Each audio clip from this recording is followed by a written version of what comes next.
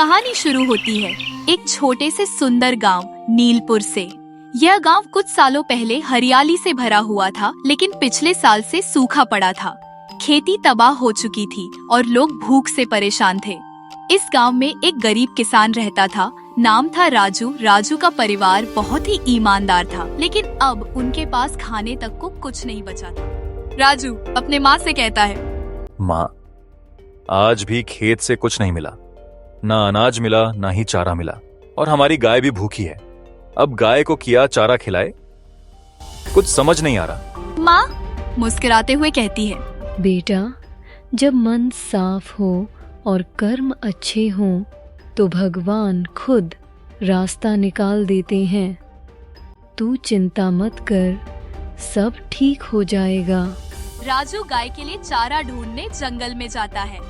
राजू हर रोज जंगल जाकर सूखी घास ढूंढता, लेकिन एक दिन उसे कुछ अजीब सुनाई दिया। एक गाय की कराहने की आवाज। राजू देखता है एक गाय घायल हालत में बैठा हुआ है। तभी राजू उस गाय को पट्टी करता है।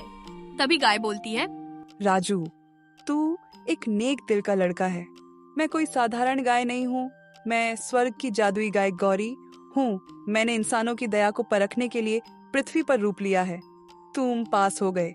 राजू हैरान हो गया और गाय से पूछा, तुम्हारा नाम गौरी और तुम जादुई? मैं नहीं मानता, लेकिन तुम कैसे बोल रही हो? गाय मुस्कुराकर बोली, तेरी सच्चाई ने मुझे शक्ति दी है। अब मैं तेरी हर इच्छा पूरी करूंगी, पर एक शर्त है, ये रहस्य किसी को बताना नहीं। गौरी गाय हर रोज राजू के घर में दूध देती है। जैसे ही राजू दूध निकलता, तभी उसका दूध सोना बन जाता है। माँ हैरान होकर कहती है, राजू बेटा, यह गाय का दूध तो सोना बन गया। ये कैसे हुआ बेटा? माँ, बस इतना समझो कि भगवान ने हमारी मदद की है।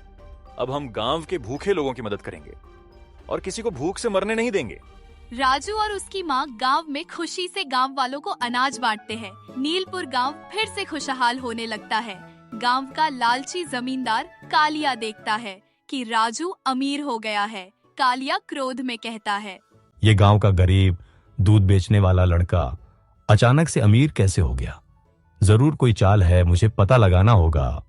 कालिया अपने आदमी लगा देता है जासूसी पर। कालिया के आदमी गौरी की जादुई ताकतें देख लेते हैं और कालिया को बता देते हैं। फिर कालिया कहता है, जादुई गाय तो यही है, राजू की अमीरी का राज। अब ये गाय मेरी होगी। अब तुम लोग जाओ और उस गाय को चोरी करके मेरे पास लाओ। रात होते ही वह दोनों राजू के घर जाकर जादुई गाय चोरी करके कालिया के घर ले आते हैं।